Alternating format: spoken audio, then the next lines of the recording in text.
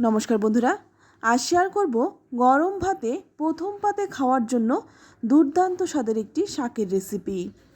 আমি হলপ করে বলতে পারি, এইভাবে শাক রান্না করলে যারা শাক খেতে অপছন্দ করে তারাও কিন্তু চেয়ে চেয়ে খাবে। আজকের রান্নাটা আমি নোটে শাক দিয়ে করেছি, তবে আপনারা চাইলে কিন্তু লাল শাক, ডাঁটা শাক কিংবা আর অন্যান্য যে কোনো শাক দিয়েও রান্নাটা করতে পারেন। খেতে ভীষণ ভালো হয়, আর এইভাবে রান্না করলে বাচ্চারাও কিন্তু চেয়ে চেয়ে খাবে। তো রান্নাটা করার জন্য প্রথমেই দেখুন এখানে নিয়েছি এক আঁটি নোটে শাক।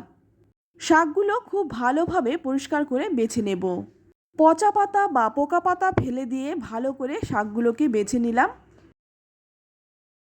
আমি এখানে বেশ বড় এক আঁটি শাক রান্না করেছি, তবে আপনারা কিন্তু শাকের পরিমাণটা কমিয়ে বা বাড়িয়ে নিতে পারেন।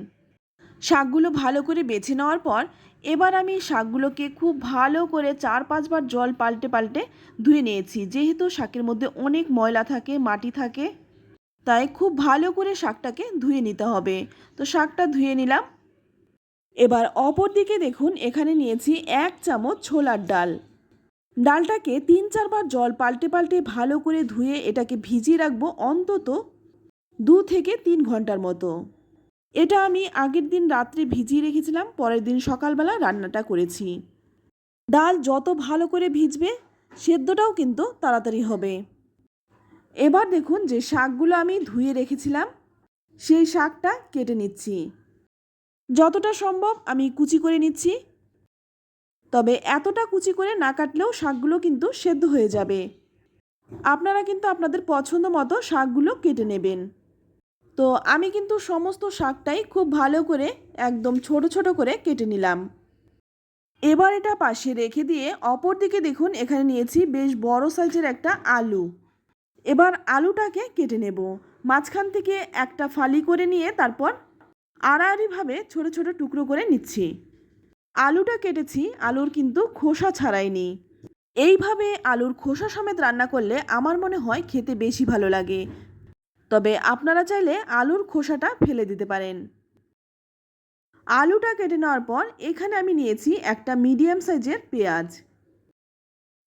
পেঁয়াজটাকেও কুচি কুচি করে কেটে নেব।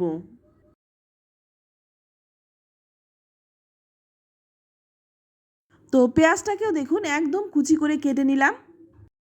এবার চলুন রান্নাটা শুরু করা যাক। বাদবাকি যেই উপকরণগুলো লাগবে রান্না করতে করতেই দেখে নেব। তো প্রথমেই কড়াই গরম করে নিয়ে এখানে দিয়ে দিলাম 2 চামচ সর্ষের তেল। রান্নাটা আমি সর্ষের তেলে করছি, তবে আপনারা যে তেল খেয়ে অভ্যস্ত সে তেলে রান্নাটা করতে পারেন, তবে আমার মনে হয় রান্নাটা সর্ষের তেলে করলেই বেশি ভালো লাগবে। তেলটা গরম হয়ে গেলেই এর মধ্যে দিয়ে দিচ্ছি 1/2 চামচ কালো জিরে, আর দিয়ে দিলাম 4টে শুকনো লঙ্কা। ফোড়নটাকে একটু ভেজে নিয়েই এর মধ্যে দিয়ে দিচ্ছি বেশ বড় সাইজের একটা রসুন। রসুনের কোয়াগুলো আমি ছাড়িয়ে দিয়েছি, আর দিয়ে দিলাম সেই কুচনো পেঁয়াজটা। এখানে কিন্তু আমি গোটা রসুনের কোয়াটাই দিয়েছি, থেতো করিনি। তবে রসুনের গন্ধটা যদি বেশি পেতে চান সেক্ষেত্রে রসুনটা একটু থেতো করে দেবেন। তো আমি কিন্তু গোটা গোটা রসুনই দিয়ে দিয়েছি। এবার পেঁয়াজটাকে একটু ভেজে নিয়ে তারপর এর মধ্যেই দিয়ে দিলাম কেটে রাখা আলুটা। আলুটা দিয়েও 2 মিনিটের মতো একটু নেড়েচেড়ে ভেজে নেব। তো পেঁয়াজটা কিন্তু খুব একটা লালচে রং ধরিয়ে ভাজিনি, হালকা করে পেঁয়াজটা ভেজে নিয়ে তারপর আমি আলুটা দিয়ে দিয়েছি। আলুটাকেও 2 মিনিট ভেজে নিয়ে তারপর এখানে দেখুন যে ডালটা আমি ভিজিয়ে রেখেছিলাম সেই ডালটা কিন্তু খুব ভালোভাবে ভিজে গেছে। তো এইদিকে দেখুন আলু আর পেঁয়াজটাও কিন্তু খুব ভালো করে ভাজা হয়ে গেছে। আলু কিন্তু ভেজে একদম নরম করার প্রয়োজন নেই, রান্না করতে করতেই আলুটা সেদ্ধ হয়ে যাবে।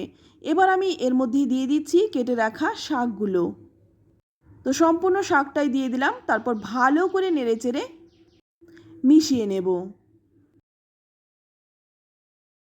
এই 1 চামচ ছোলার ডাল দিয়ে শাক রান্নাটা যে কি ভালো হয় খেতে, আপনারা একবার না খেলে বুঝতে পারবেন না।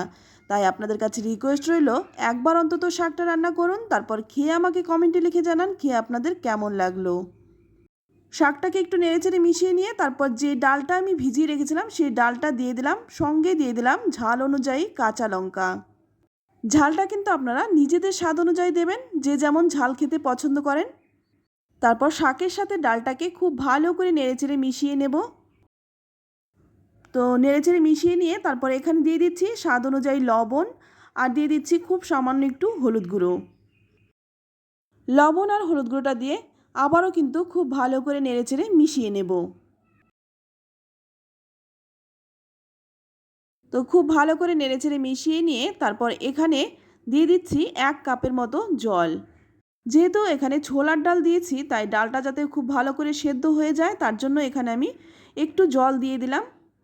জলটা দিয়ে আবারও কিন্তু একটু ভালো করে মিশিয়ে নিয়ে তারপর গ্যাসের আঁচটা লো টু মিডিয়ামে রেখে 10 মিনিট ঢেকে রাখবো। আর এভাবেই কিন্তু শাক, ডাল, আলু খুব ভালো করে সেদ্ধ হয়ে যাবে। তো 10 মিনিট পর দেখুন ঢাকনাটা খুলে নিয়েছি।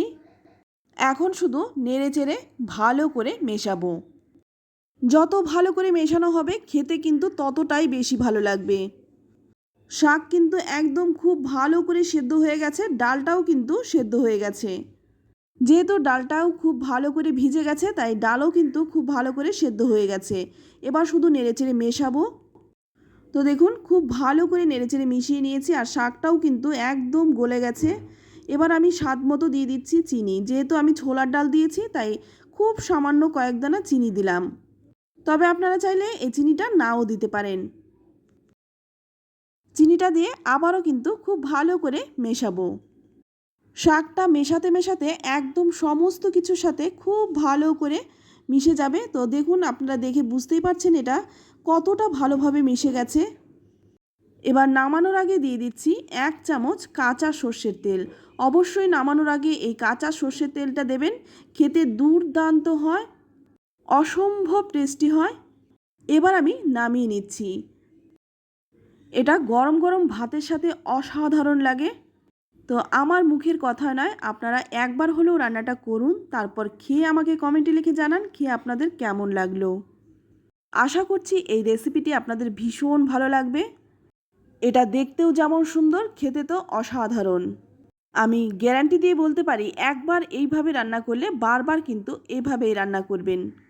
তো বন্ধুরা রেসিপিটি কেমন লাগলো অবশ্যই কমেন্টে জানাবেন। ভালো লাগলে লাইক, কমেন্ট, শেয়ার করবেন। আর আপনি যদি আমার চ্যানেলে নতুন হয়ে থাকেন চ্যানেলটা সাবস্ক্রাইব করে নেওয়ার অনুরোধ রইল। আজ এই পর্যন্তই। আবারও দেখা হবে অন্য কোনো নতুন রেসিপিতে। ততক্ষণ সকলে ভালো থাকবেন, সুস্থ থাকবেন আর সকলকে ধন্যবাদ।